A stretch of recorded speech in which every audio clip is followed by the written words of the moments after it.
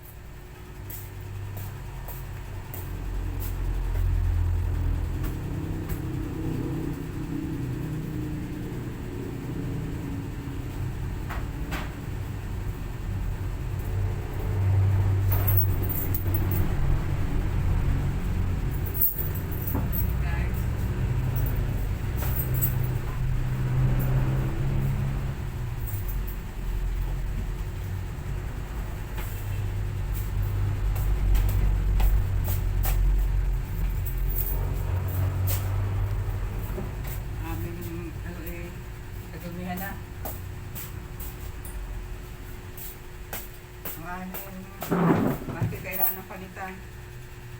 Duro na.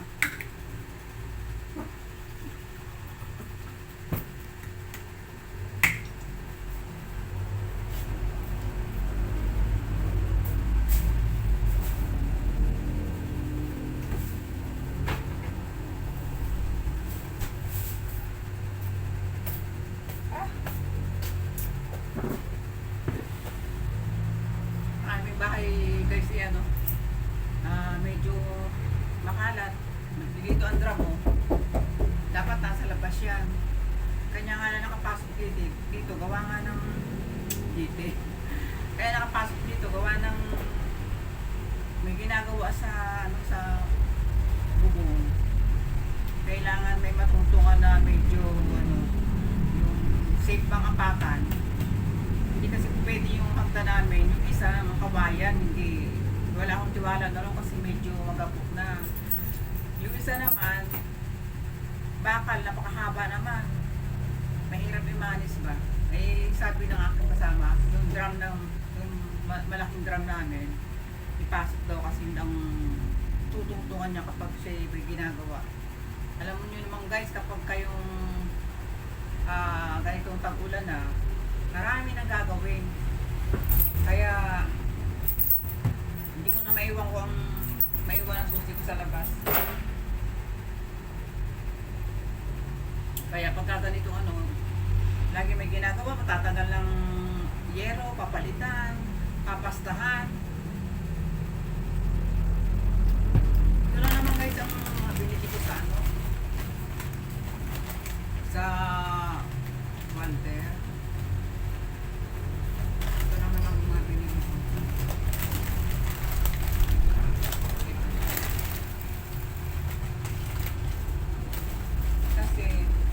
Tissue.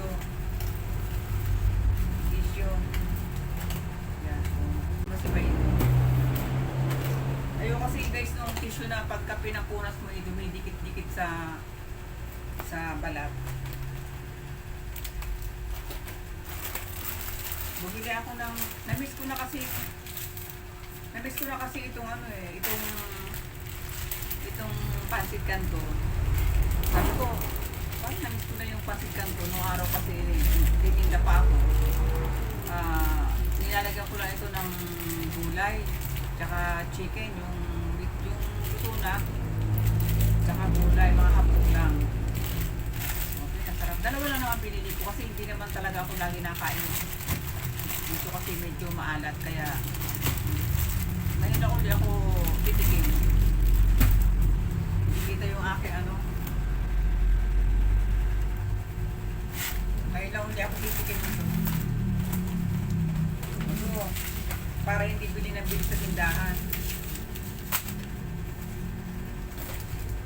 ito. Itong aming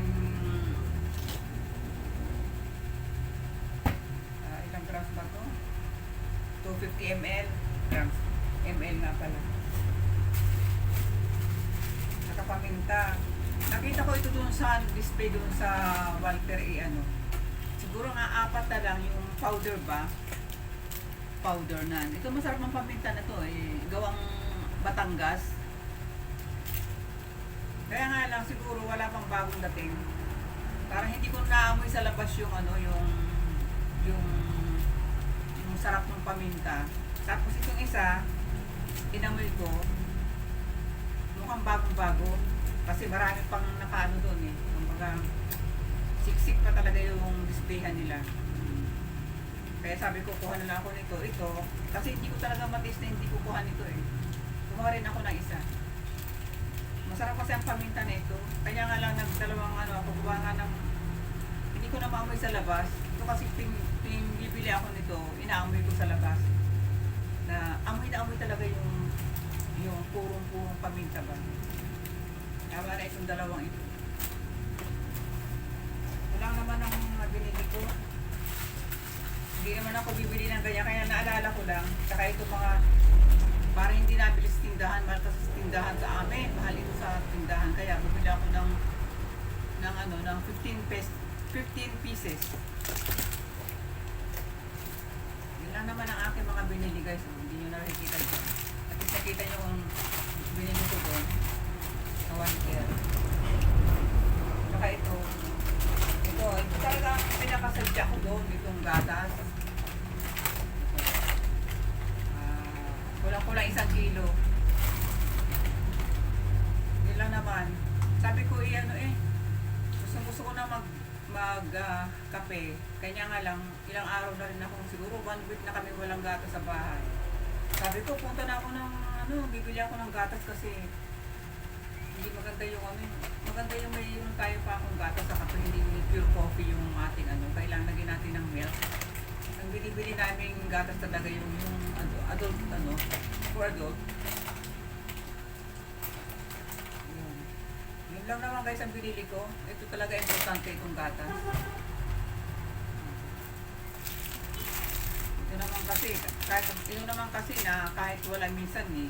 Kasi naano ko na, okay lang naman. Kung wala talaga eh.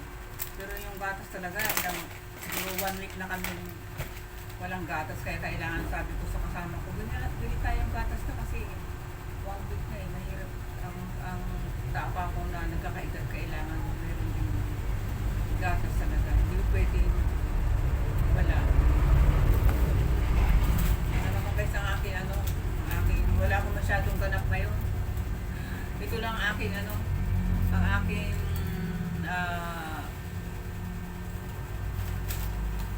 ganap ngayon. Pagdating ko kanina dun sa amin sa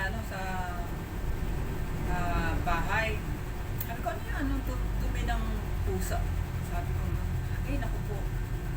Natanaw ko dun sa yung mga malapit sa paso. Sabi ko, ang maraming pusa na ito. Diyan pa dumumi. Ang sakit man din sa ulo talaga ng pusa. Ng pusa. Mamaya ko, tatanggalin yun. Ito na siguro inabot ng pagdumi ng aming pusa. Hindi ko malaman kung saan yun. Kasi maraming pusa dyan sa labas. Lusin ko na ito. Lagyan ko na dito sa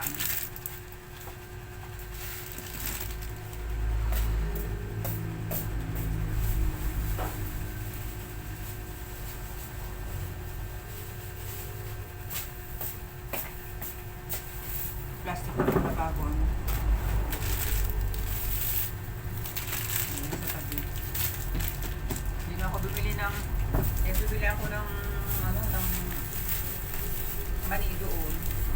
Hindi nga lang, baka sabi ko sa palengke na lang kasi baka i-stock.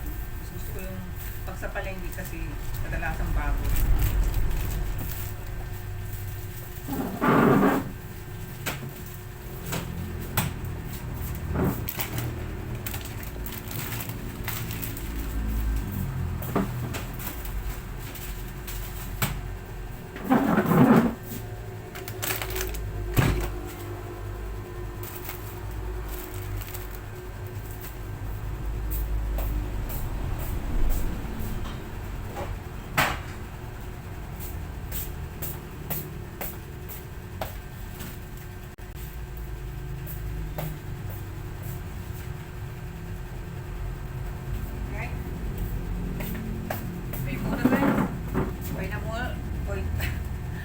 nabulol ako.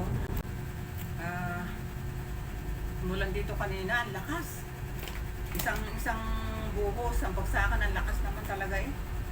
Yung aking tinanggalan na aking kasama na na temporary, hindi niya po na tinanggalan ng tawag din yung lumang mga yung Vulcasil. Kailangan ko ng ang dami ko pa guys gagawin yun kasi buwan ang bahay namin. Pagka ganito ang bahay namin hindi maayos, parang irritable ako yung maraming lilinisin. Sabi ko kasi pag may ginagawa talaga sa bahay ganyan, halos walang kaayusan yung loob, ang labas kasi yung galing na mga tinatanggal na mga sira-sirang yero na sa taas, ibabagsak lang doon, tatapon lang doon sa likod, yun ang kalat. Kaya kailangan talaga maayos na. Kaya nga sabi ko, kung ayusin ko na agad, kung gagawa pa naman, gagawa ulit, ayan na naman ulit. Kaya sabi ko sana kung pakatapos gawin, saka ko lilinisin. Kanya nga lang, parang hindi ko matiis ba, parang gusto ko na talaga siyang linisin. Okay guys, bye-bye na muna ulit. See you next upload. Ito lang ating ganap ngayon. Bye!